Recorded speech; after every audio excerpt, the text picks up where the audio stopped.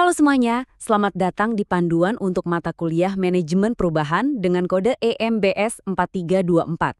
Nah, kalau Anda pengen tahu gimana caranya biar sukses di mata kuliah ini dan benar-benar paham intinya mengelola perubahan itu seperti apa, Anda sudah ada di tempat yang pas banget.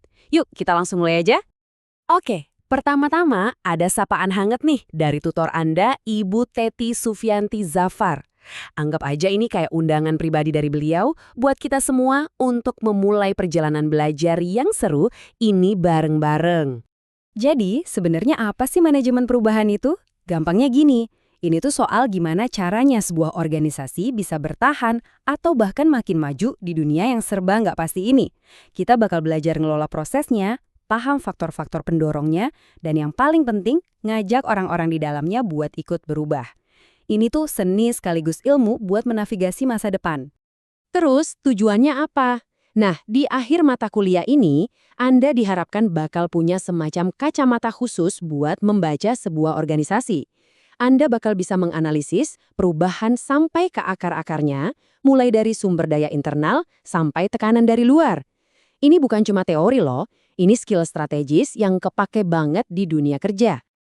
Oke, sekarang kita bedah yuk perjalanan kita selama 8 minggu ke depan.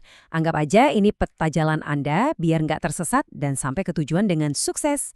Nah, ini dia timelinenya. Simple, 8 minggu dari awal sampai akhir. Tapi, tolong perhatikan baik-baik ya, minggu ketiga, kelima, dan ketujuh.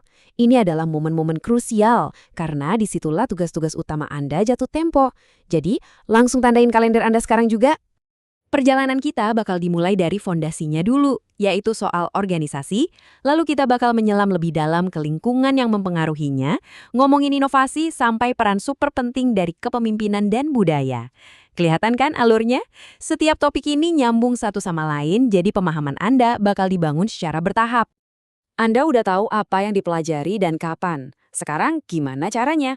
Yuk kita buka kotak peralatan Anda. Ini dia aktivitas-aktivitas kunci yang dirancang khusus biar Anda benar-benar menguasai setiap materinya.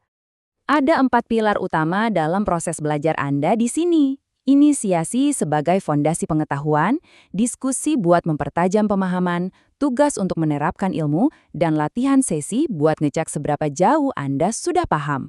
Masing-masing punya peran yang penting banget. Coba kita lihat lebih detail ya.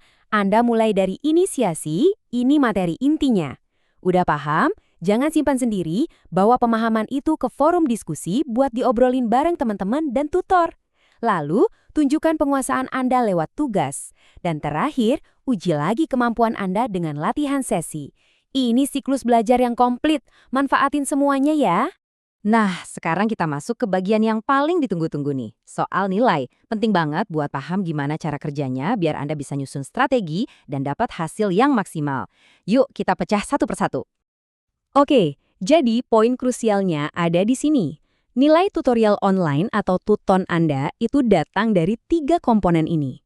Sekarang, kita bakal lihat lebih dekat seberapa besar porsi masing-masing karena ini sangat menentukan nilai akhir Anda nanti. 50%. Wow, setengahnya loh. Setengah dari nilai tuton Anda itu ditentukan oleh 3 tugas utama. Ini pesannya jelas banget. Kualitas pengerjaan tugas dan ketepatan waktu itu adalah prioritas nomor 1 Anda di mata kuliah ini. Selanjutnya, 30%. Ini juga gede banget. Nilai ini datang dari seberapa aktif Anda di forum diskusi. Ingat ya, ini bukan cuma sekedar hadir atau nyimak, tapi soal kontribusi Anda. Kasih tanggapan yang berkualitas, ajukan pertanyaan yang bagus, dan bangun dialog. Keaktifan Anda sangat dihargai di sini. Dan 20% sisanya, nah ini bisa dibilang poin paling gampang yang bisa Anda dapetin. Cukup dengan mengkonfirmasi kehadiran Anda di setiap sesi. Jadi jangan sampai kelewatan ya sayang. Bayang banget kan 20% melayang gitu aja? Nah, ini aturan yang super duper penting untuk diingat. Semua kerja keras Anda di tuton ini, dari tugas sampai diskusi, bakal menyumbang 30% ke nilai akhir Anda. Tapi ada syaratnya. Syaratnya adalah nilai ujian akhir semester Anda harus minimal 30 dari 100. Jadi, tuton ini penting, tapi jangan lupakan ujian akhirnya juga ya. Kita sudah hampir sampai di akhir nih. Sebelum Anda benar-benar terjun ke materi, mari kita simpulkan satu pesan kunci yang bakal jadi kompas Anda selama 8 minggu ke depan. Kalau ada satu hal yang perlu Anda ingat dari semua ini, intinya adalah keaktifan itu kunci.